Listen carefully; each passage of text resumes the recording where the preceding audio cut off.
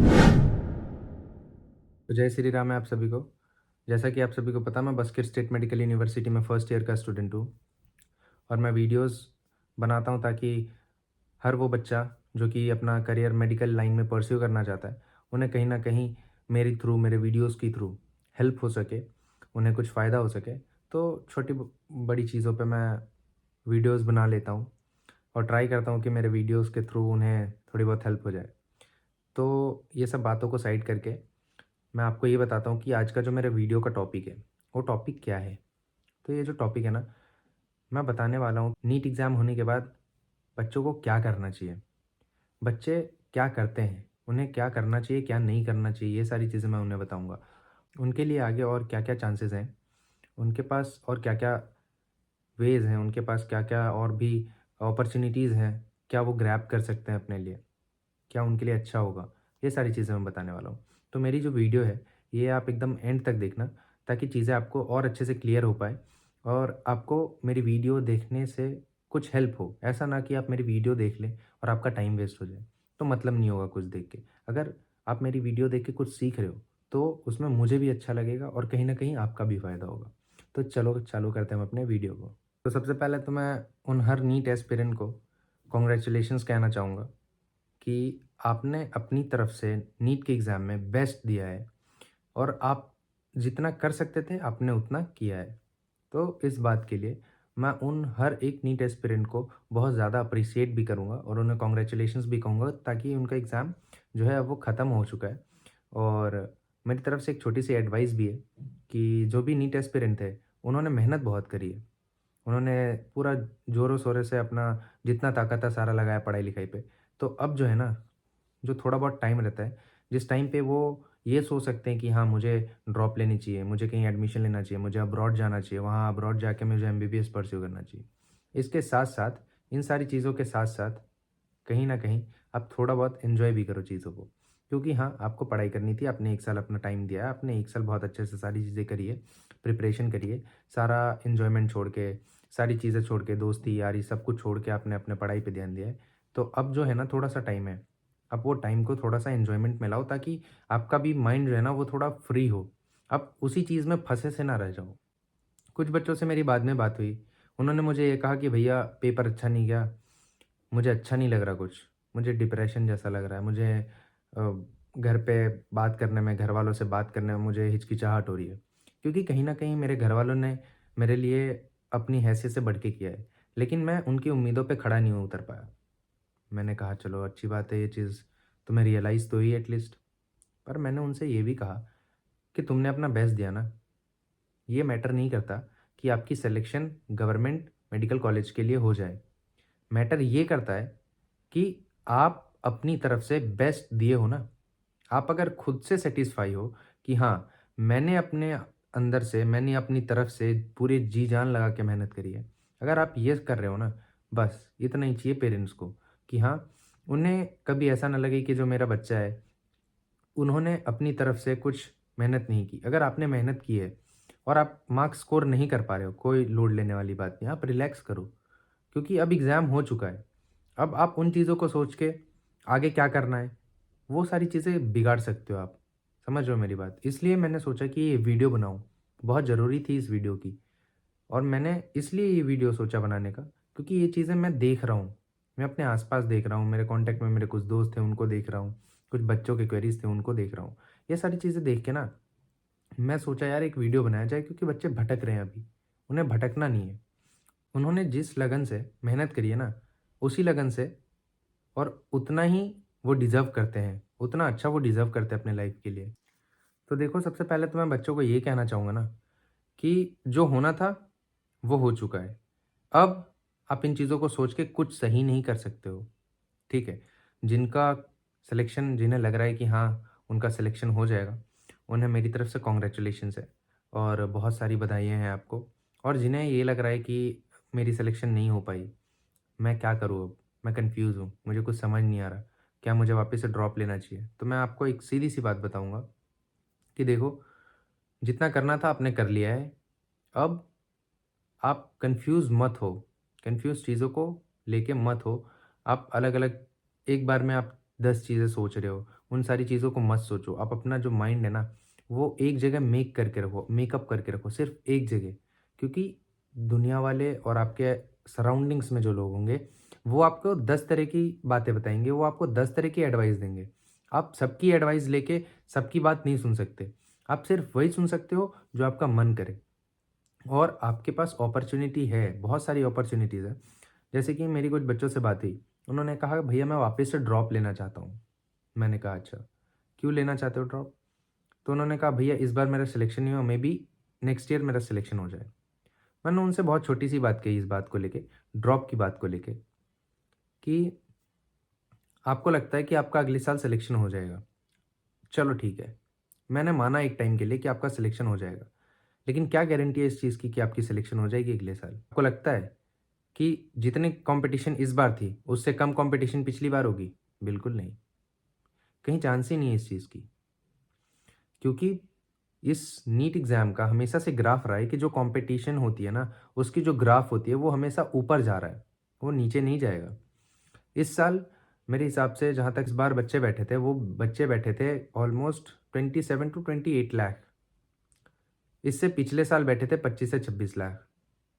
तो आप ये सोचो कि हर साल कंपटीशन बढ़ता जा रहा है, कंपटीशन बढ़ता जा रहा है, ड्रॉपर्स की क्वांटिटी बढ़ती जा रही है, तो क्या आपके लिए ये इतना आसान हो जाएगा कि आप क्लियर कर लोगे?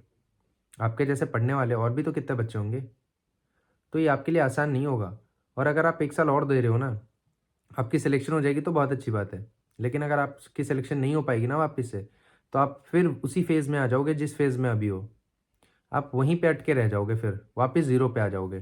तो मैं नहीं चाहता कि कोई भी बच्चा वही चीज़, वही गलती दोबारा से रिपीट करे।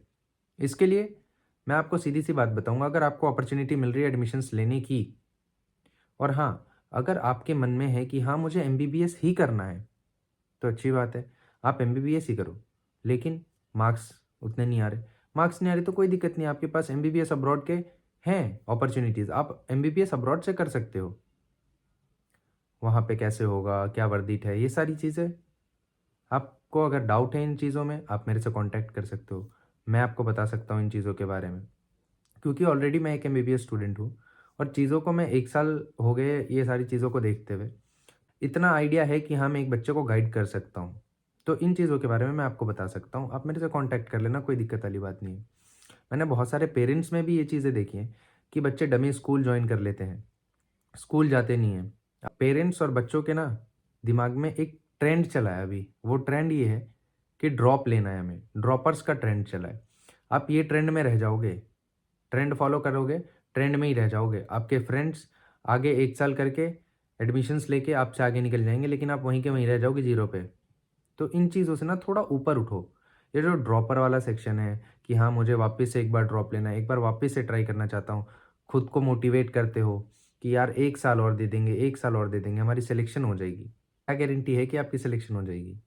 कोई है गारंटी देने वाला? या आप गारंटी दे सकते हो कि हाँ, आपकी सिलेक्शन हो जाएगी?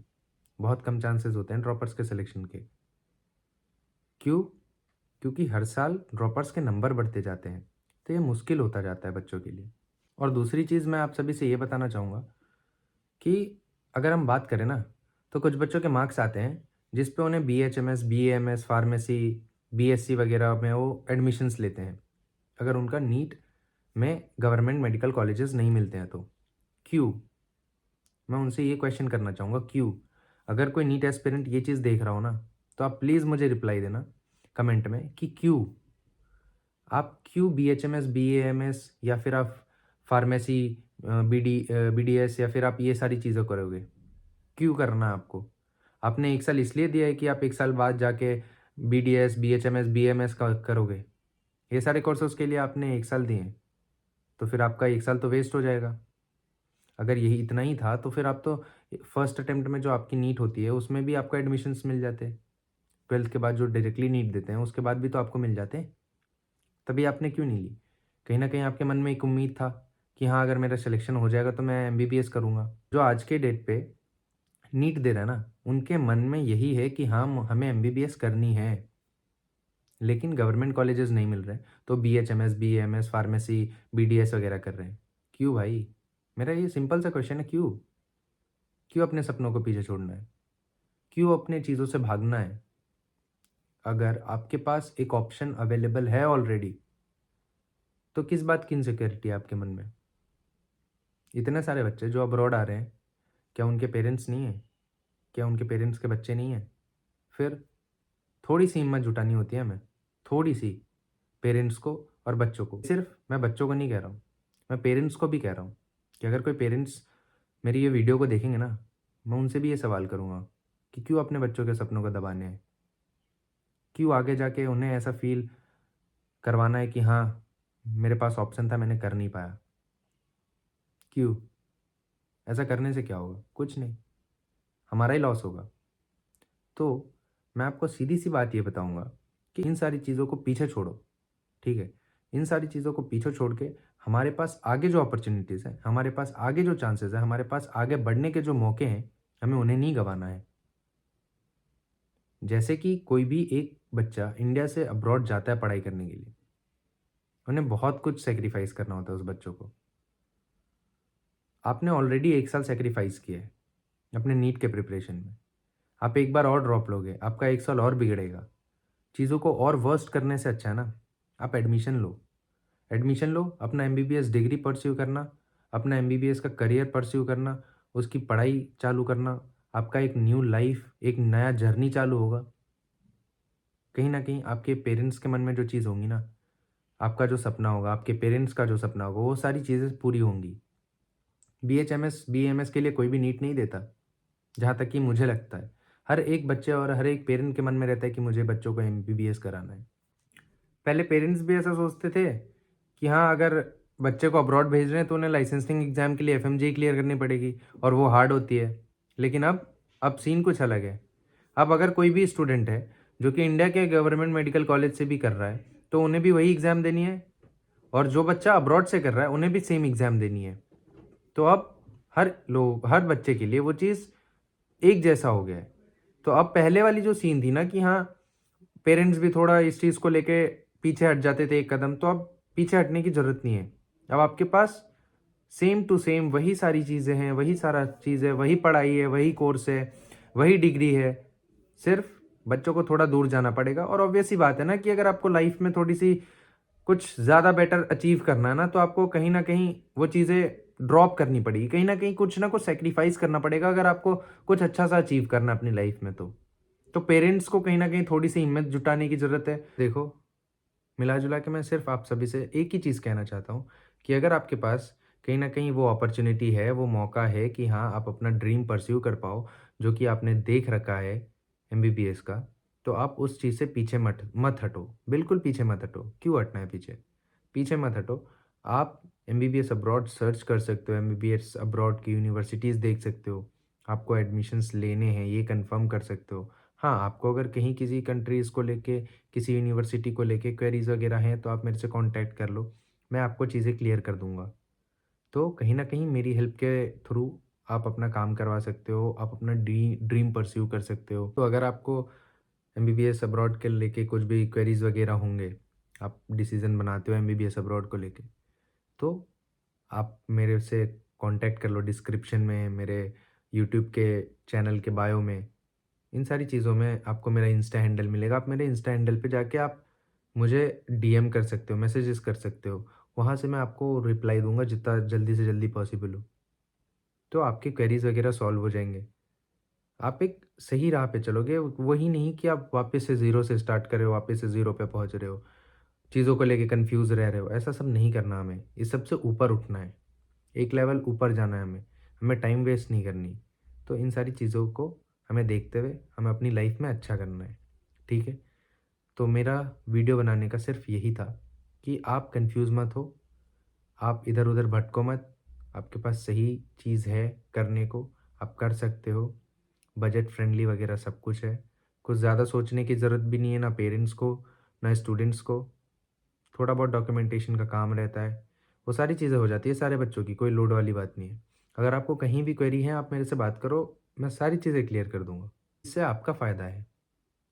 आपका फ़ायदा इसी में है कि आप एमबीबीएस परस्यू करो। आपने जो सपना देखा है ना, वो सपना पूरा करो। किसी भी रीज़न के वजह से आप अपने सपने को पीछे छोड़ के ना मत हटो।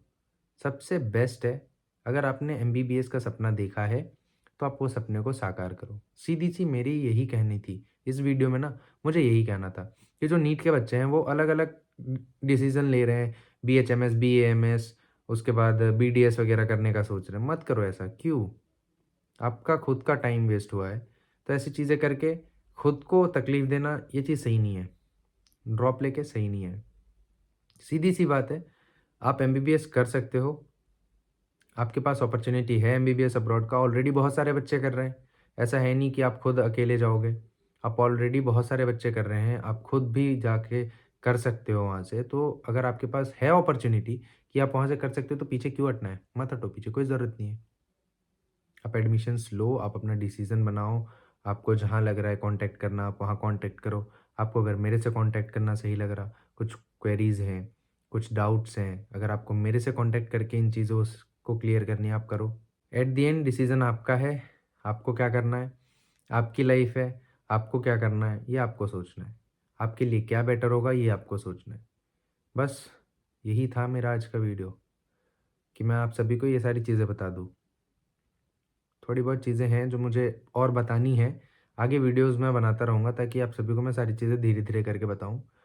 अभी मेरे एग्ज़ाम्स वग़ैरह चल रहे हैं, तो थोड़ा मैं सोशल मीडिया से थोड़ा-सा मतलब डिसकंटिन्यू हो गया था, पर मैं ट्राई करूँगा कि मैं वीडियोज़ डालता रहूँ, ताकि बच्चों को भी ज़्यादा इन्फॉर्मेशन मिल सके और सही गाइडेंस मिल सके। तो बस यहीं तक का था आज का अपना सफ़र। अपना ध्यान रखना, डिसीज़न सही लेना। क्वेरीज़ हो तो मुझे कॉन्टैक्ट करना।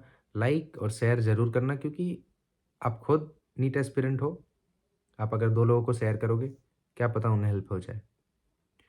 तो आप लाइक, शेयर, कमेंट ज़रूर करना, सब्सक्राइब कर देना चैनल को, ताकि आगे जो वीडियोज़ बनाऊँ वो आप तक पहुँचे, आपको सही इन्फॉर्मेशन पहुँचे।